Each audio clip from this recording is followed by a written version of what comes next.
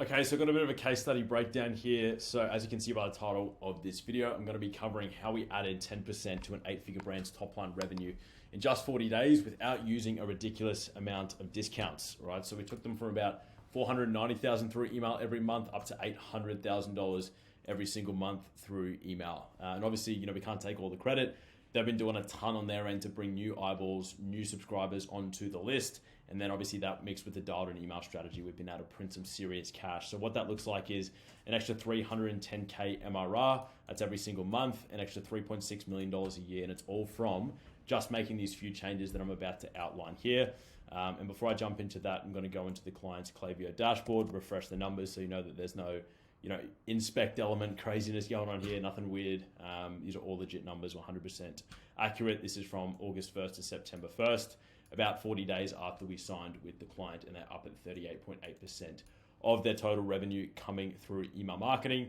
One thing to note as well, this is prior to implementing an SMS strategy. So we're just ramping things up now, as you can see, with the SMS strategy. So once that's fully dialed in, we've got the flows, we've got the campaigns firing, probably looking at 45-50% Klaviyo attributed revenue easily once everything's brought over. So before we jump in, I want to discuss a few things. So most brands we're seeing these days already have some sort of a decent email strategy in place. So if you're a brand and you're watching this, your email channel is probably doing around 20 to 30% of your overall revenue. But if you're a big enough brand, you're most likely not using all the tools to squeeze the revenue from the email channel. And often what that means is you're leaving hundreds of thousands of dollars in revenue on the table every single month, if not a couple $1,000,000 every single year. So in this case, although it wasn't a crazy percentage jump, it was just 10%, for a big enough brand, you can see you can have a really, really big impact, right? Now, another thing I want to note here is the way you optimize your email channel specifically for your brand, it's going to be different, right? Every brand is different, and this is not the definitive playbook that will work for every single 8-figure brand, right?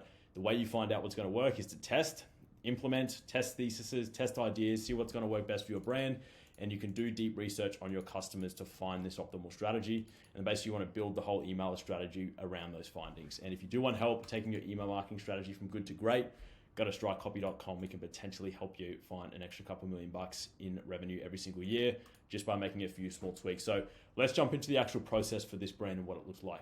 So first things first, we came in and we basically looked at what's currently working. So at this stage, when we first signed, most agencies, right, they're going to want to come in, they're going to want to reinvent the entire strategy, basically throw everything out the door without respecting the amount of effort, research, and time that's been invested into getting the email channel up to a certain point.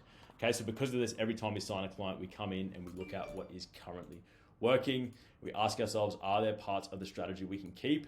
What parts of the strategy can we dump? And we basically inform our action plan based off that. And every single brand, it's going to be different. So we're looking at what's currently working. So step 2, and this is mainly the first thing that we actually actioned, that we went through and implemented, we added 3 new flows. So the abandoned cart flow, the side abandoned flow, and the cross-sell flow. Now, the abandoned cart flow is one I want to talk about because most brands think they have an abandoned cart flow. What they really have is an abandoned checkout flow, right? You absolutely need that checkout flow, one of the best performing flows that you can have. But the abandoned cart flow is one that's before the checkout stage. So if you look at your abandoned cart flow, you'll probably notice it's got the checkout started trigger. There's a separate flow that you need to implement before that at the cart stage. And this is going to be typically 4 to 5 emails long. This is for people that don't make it to that checkout stage and just stop at the cart stage.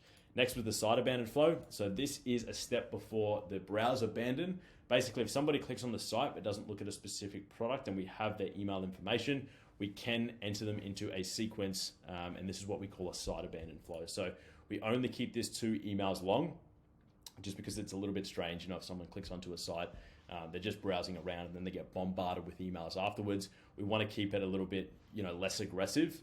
And in these emails, we're basically just talking about the best-selling products, just acknowledging that they land on the site. Hey, thanks for checking us out. Come have a look at some of these best-selling items. If you want to add a second email there, a plain text email from the founder often works well in the side abandoned flow.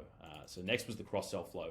This is 5 emails long, and we created a personalized sequence, basically of 5 to 8 emails after a customer purchase, which is based around the specific items they ordered. So you want to make different splits and send people down different flow paths and almost make like a spider web flow that checks what people ordered specifically, and then basically cross-sell them onto related items or relevant items to what they purchased.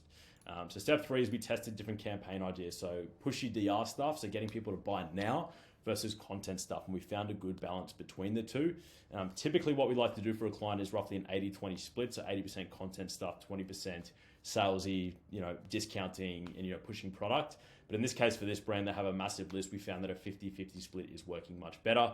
And just by adding in some more plain text direct response stuff into the campaign strategy, we've seen a massive uptake in revenue by doing that.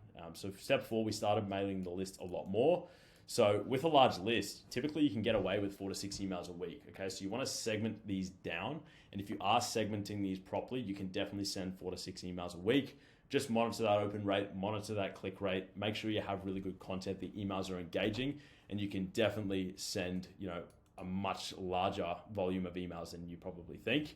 And then step 5, we doubled the sign-up form rate by making a few minor tweaks and optimization. So we changed the behavior, put it on an 8-second page delay and exit intent. We kept the offer the same because it's simply a great offer. They're offering 30% discount on the pop-up. We also added an SMS step in there because they weren't previously collecting SMSs on the pop-up. And then we split tested with a micro commitment. And we basically found that the micro commitment was working better. So what a micro commitment is basically asking if they want a discount before we ask for their email. So instead of going, hey, get 30% off, sign up straight away, we're basically asking, hey, do you want 30% off your first order? If they go ahead and click yes, then we're asking for the email. That little commitment means that most people that are getting to the stage of the email are going to come through and sign up. So just by making that small tweak, we've seen a massive uptake in sign-up form rates. We took them from about 4% sign-up form rate to 8.2%, basically doubled their form submit rate in just 40 days, which is one of the higher leverage things that we definitely implemented. And we started collecting SMS through Klaviyo, like I mentioned. We're already building that list rapidly. So just in 40 days, we have about 4,500 people on that SMS list, and they previously were not building any SMS list at all. So this was an 8-figure brand that's not utilizing SMS marketing. So straight away, one of the first things we did is went in and starting collecting consent from people to actually, obviously message them, and obviously using that data for campaigns and entering people into specific SMS flows as well. So that's the general overview, the general breakdown. So as you can see here, like I mentioned again, what this actually ended up doing was adding 10% to this 8-figure brand's top line revenue in 40 days, right? Now, as I mentioned, if you're a bigger brand, you want to be making small tweaks, small optimizations, because I can guarantee you, if you find a few high leverage things, it's going to absolutely boost up that revenue, and you're going to start to see some pretty significant revenue jumps just by making a few of these small changes. So as I mentioned before, if you do want help taking your email marketing strategy from good to great, go to strikecopy.com, book a call with me, and we can potentially assess whether we're a fit to work together, and we can boost up your email strategy. If not, I hope you got some value here and you learned something. Awesome. Thanks.